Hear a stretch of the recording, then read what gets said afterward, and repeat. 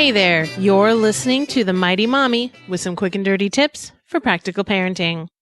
This week, I'll be talking all about moms getting together and getting along. I don't want to discriminate against dads, though. These tips are for anyone who is spending time with other parents with or without the kids around. It's nice to know that we have other parents to count on for support, but sometimes we all need a little reminder when it comes to treating our friends with respect. Respect your fellow parents. It seems so simple, yet it doesn't always happen. Moms have playgroups, PTOs, kids' sports events, and field trips to attend with many other parents. And the worst part? You may not get along with everyone. This happens almost any time you have large groups of people gathering together repeatedly. You don't have to like everyone, and everyone doesn't have to like you. But being a good role model is a key element in raising respectful, tolerant children. Even if you don't have good chemistry with someone, or feel like you just don't like them, I encourage you to be respectful and courteous, especially in front of the kids. The golden rule is the best reminder when dealing with someone who may be a source of frustration for you. Treat others the way you'd like them to treat you, and you'll rarely go wrong. When you are in a setting where your children are socializing with others, it's important to remember that everyone has different child-rearing methods. You can't assume that your discipline, or leniency, is going to be the same as another parent's. You should never discipline other people's children unless they are in your care. If a child is in immediate danger, you should absolutely take action to stop the activity. Otherwise, you're better off advising the parent directly. It is also good to remember that other parents have different rules about what is or is not allowed when it comes to behavior in their own home.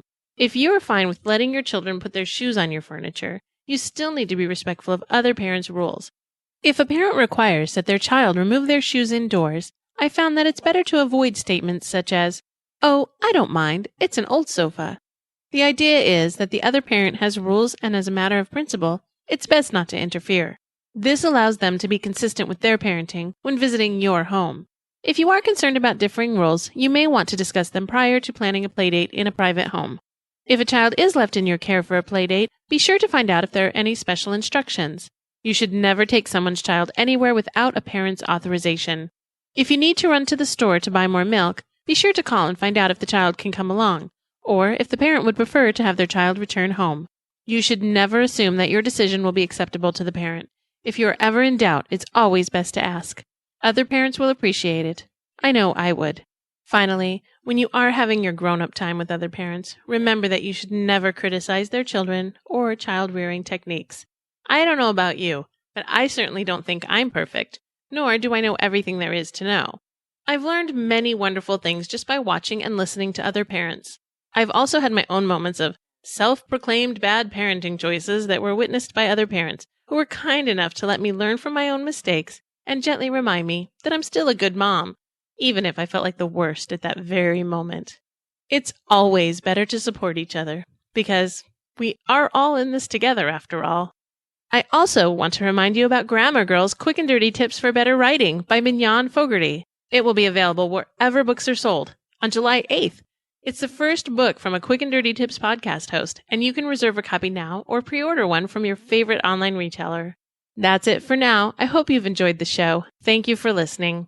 If you'd like to request a topic for The Mighty Mommy, you can email me directly at mommy@quickanddirtytips.com or leave a message by calling 206-202-2185. This is your friend, The Mighty Mommy, wishing you happy and fun parenting.